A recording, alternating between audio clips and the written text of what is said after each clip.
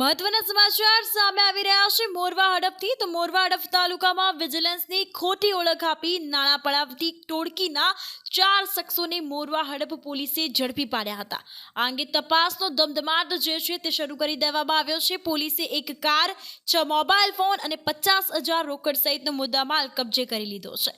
ઝડપાયેલા શખ્સો મોરવા હડફ અને ગોધરા વિસ્તારમાં જઈ દારૂના ખોટા કેસના ફસાવી દેવાની ધમકી આપતા નાણાં પડાવતા હોવાનું સામે આવ્યું છે। તો આ બાબતે પોલીસ હવે એક્શન મોડમાં આવી ગઈ છે અને આ અંગે તપાસ શરૂ કરાઈ છે।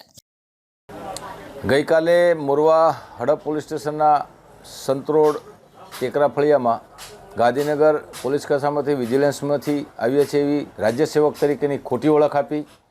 હકીકતે તે લોકો રાજ્ય સેવક ડીજી વિજિલન્સમાંથી હતા નહીં અને તેઓએ આ ફરિયાદી અરવિંદાબેન અર્જુનભાઈ પટેલને ઘરે ગયેલા અને તમારે ત્યાં દારૂ છે, તપાસ કરવાની છે, દારૂ કાંઈ મળેલો નહીં। તેમ છતાં તેઓએ તેમની 4 વ્હીલ વાહનમાંથી એક થેલો કાઢીને મૂકેલો અને કીધેલું કે તમારી ઉપર આ દારૂનો કેસ કરી દઈશું, દારૂનો કેસ ન કરવો હોય તો તમે અમને પૈસા આપો।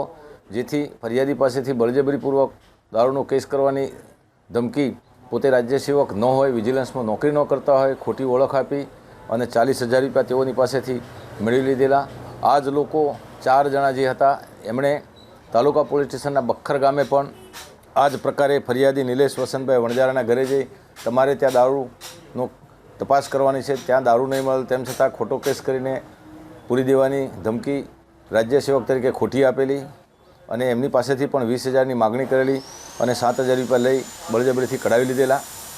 એટલે આ પ્રકારે તાલુકા પોલીસ સ્ટેશનમાં પણ ગુનો નોંધાયેલો છે, મોરવા હડફ પોલીસ સ્ટેશનમાં ગુનો નોંધાયેલો છે અને પોલીસ ડીજી વિજિલન્સની ખોટી ઓળખ આપીને આ કૃત્ય કરેલું હોય, જેથી મોરવા હડફ પોલીસ સ્ટેશનના ગુનામાં કાર્યવાહી શરૂ કરવામાં આવેલી છે અને તે દરમિયાન તેઓની 4 વ્હીલ મોરવા હડફ પોલીસે ચેક કરતાં એ વાહનમાંથી પણ 3 ઇંગ્લિશ દારૂના ક્વાટરિયા મળ્યા છે।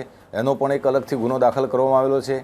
હાલમાં મોરવા હડફ પોલીસ સ્ટેશનના ગુનામાં ડીજી વિજિલન્સમાં પોલીસ ખાતામાંથી આવ્યા છે એવી ખોટી ઓળખ આપી રાજ્ય સેવક તરીકે આ બળજબરીથી પૈસા કઢાવવાનું કૃત્ય કરનાર 4 ઇસમોના વિરુદ્ધમાં નિયમ મુજબની હાલ કાર્યવાહી ચાલુ છે। ત્યારબાદ ઇંગ્લિશ દારૂના કેસમાં પણ કાર્યવાહી કરવામાં આવશે અને તાલુકા પોલીસ સ્ટેશને લાવી તાલુકા પોલીસ સ્ટેશનના ગુનામાં પણ નિયમ મુજબની કાર્યવાહી કરવામાં આવશે। અત્યાર સુધીમાં આ વ્યક્તિઓ આ 4 જણાઓએ 2 પ્રકારના ગુના 2 જગ્યાએ નોંધાયેલા છે। એક બખ્ખર ખાતે અને સંતરોડ ખાતે જેના ફરિયાદીઓ હતા એની ફરિયાદો નોંધી તેઓના વિરુદ્ધમાં કાયદેસરની કાર્યવાહી હાલ કરવામાં આવેલી છે। આ પ્રકારનું કયા વિસ્તારમાં આ લોકોએ હાલ પોલીસની તપાસ ચાલુ છે। તપાસ દરમિયાન જણાય આવશે તો હજુ પણ કાર્યવાહી કરવામાં આવશે।